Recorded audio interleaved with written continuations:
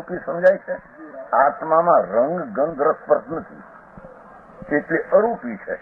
આ રંગ ગંધ રસ સ્પર્શ આ માટી કે પ્રભુ આત્મામાં રંગ ગંધ રસ સ્પર્શ નથી, કારણ કે જડ ને હોય આત્માને એ પણ છે. એ રંગ ગંધ રસ સ્પર્શ વિનાની ચીજ છે, વસ્તુ છે, પદાર્થ છે, મહાન ચૈતન જ્યોત છે, જેનામાં અનંત અનંત બે હદ જ્ઞાન અને આનંદ પીડ્યા છે.